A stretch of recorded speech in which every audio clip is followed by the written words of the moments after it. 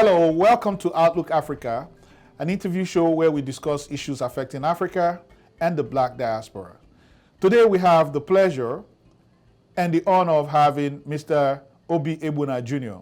Obi Egbuna is an activist, he's a teacher, he's a writer, and he's a very passionate advocate for Africa in Africa and outside of Africa in the diaspora. No better person at this time to talk to than yourself, who has lived and worked in Africa and here in North America and in some other parts of the world.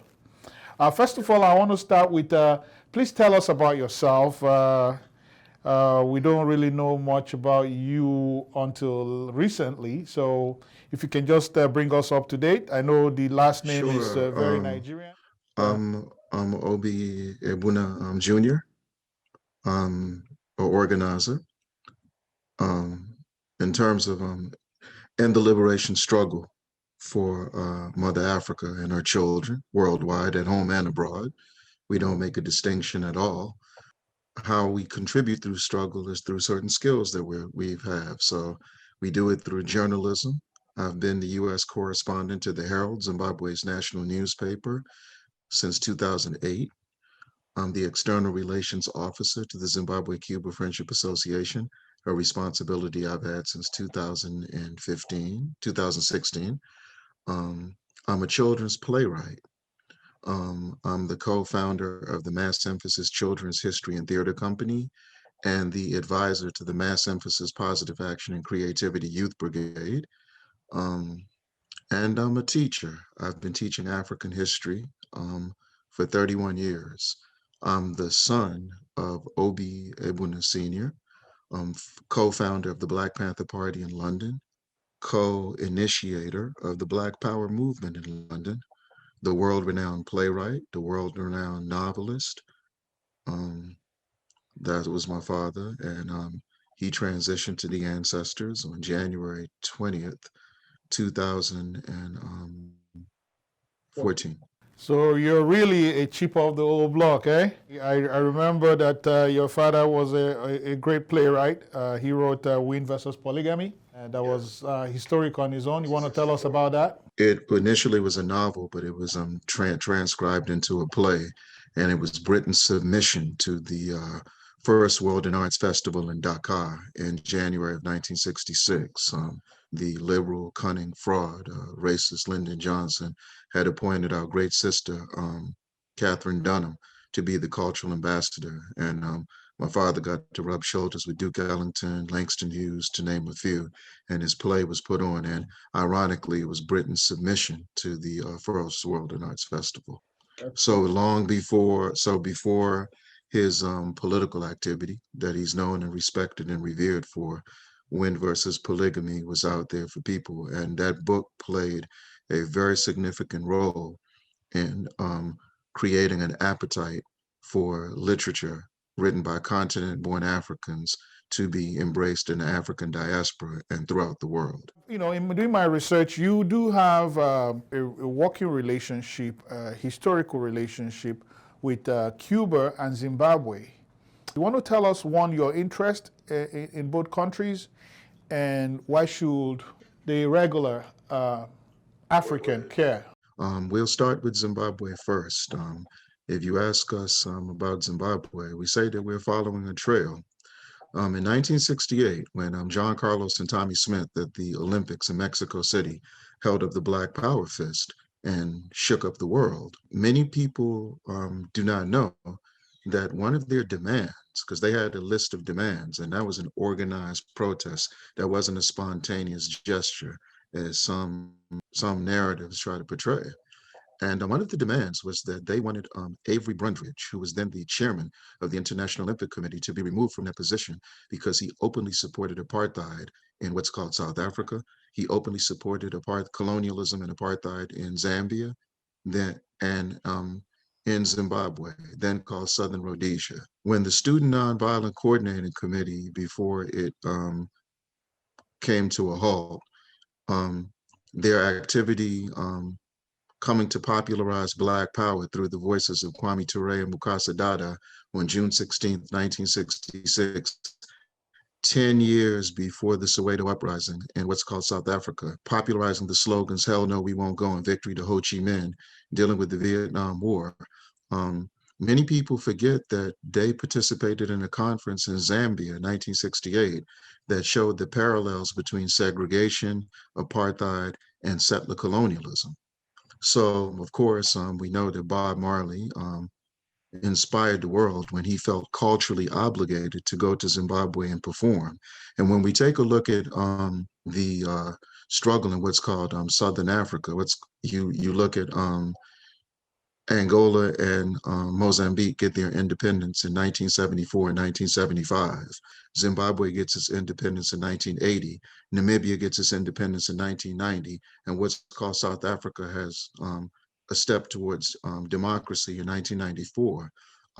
There's a parallel, and our people in the United States and other parts of the diaspora rallied around them because that's the last region of Africa to shake the shackles of settler colonialism. So understanding that the dominant narrative, though, has reduced the struggle in Southern Africa, we wanted to show our people that the solidarity needed in those other countries, there was unfinished business.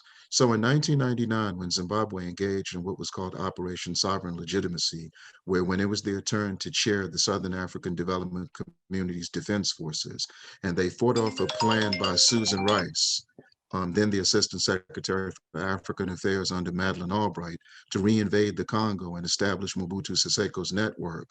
We realized that, and Angola fought with them, and Namibia fought with them against the United States, against Uganda, against Burundi. Um, we felt that they definitely would need to be defended.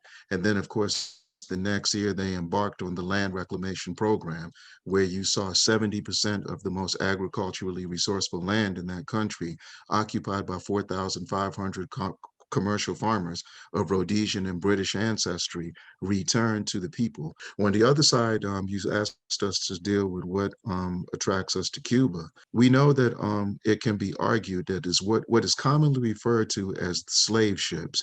We no longer use the term slavery in the Western Hemisphere. We say captivity. And because slavery suggests that it was voluntary or we surrendered. We've been waging resistance since we were put on those ships by force. But with that being said, those ships that were named after Jesus Christ, um, they did not just come to North America. They dropped us off in Jamaica. They dropped us off in Cuba. They dropped us off in Haiti. So just understanding that we had 300 rebellions in Cuba in the Western Hemisphere in 1908, Partido Independiente de Color, which means the Independent Party of Color, was created in Cuba. When we know that the Honorable Marcus Mosiah Garvey and the Universal Negro Improvement Association, which was started in Harlem, and the largest branch was in Louisiana, inside United States borders, but it went beyond the United States borders, and they had 40 branches in Cuba. So way before Fidel Castro, Comandante Fidel Castro, and Ernesto Che Guevara led the July 26th movement in the Sierra Mountains and shocked the world with what they did. Africans were fighting for self-determination in Cuba. The largest statue in Cuba is named after Antonio Machado. So building ties with Cuba is a representation of the continuation of our tradition of resistance, and building ties in Africa with Zimbabwe is a representation of that resistance. That's very profound. Now, but Cuba, given Cuba's own issues and their limitations, isn't it a little bit optimistic to have all these expectations of what Cuba can do in 2021? Oh, well, what are they doing in 2021? They are the face of the international movement to eradicate the genocidal corona pandemic. The Henry Reeve Medical Brigade, 54 of them are in Italy. They're all over Africa. They're all over the Caribbean, which is an extension of what they've done. So you go back to 1986, they showed you during the Chernobyl disaster what they can do. Our sisters and brothers in Haiti, where they have 500 doctors positioned, tell you all the time. Cuba comes here to save our lives. The United States comes to take our lives. Our sisters and brothers in Liberia, Sierra Leone, and Guinea 5 years ago got a chance to see them up close and personal when they came in and they attacked the Ebola pandemic. They're training the future doctors of these nations who have agreed in principle that they're going to reverse the brain drain. So they're not going to come from Nigeria to New York, or from Burkina Faso to France, or from Ghana to the Netherlands or Switzerland. They're going to stay put in their countries and give their people the best medical representation they've had in modern history. So that is what they're doing. And in addition to that, when you look at the Latin American School of Medical Sciences in Havana, Cuba, they have been training daughters and sons of Africa, not only on the continent, but throughout the Caribbean and other parts of the world where we are. The Africans that have been in Australia for 80,000 years have gotten a chance to go there for training. The Africans in India, where we're 160 million strong, have had a chance to go there for training. So this is what they have always said. They owe a debt to Africa because of colonialism and because of our captivity. And ever since their revolution has been enshrined, they have done everything they can to honor that promise to us. And what they are doing in the field of medicine is one of the best examples of that. Wouldn't it be complementary if they can work hand in hand with all these other agencies that you mentioned? Some people might argue that they just don't have enough. It is symbolic. It is healthcare diplomacy. But that the needs that are there on the ground in Africa. The results say otherwise. We just explained what they did in the Ebola pandemic. During the Ebola pandemic, they shocked the world. Everywhere they are, there have been significant turnarounds, and they're not just treating the sick, but they're training these people to be doctors so they can do for their people what they're doing for them.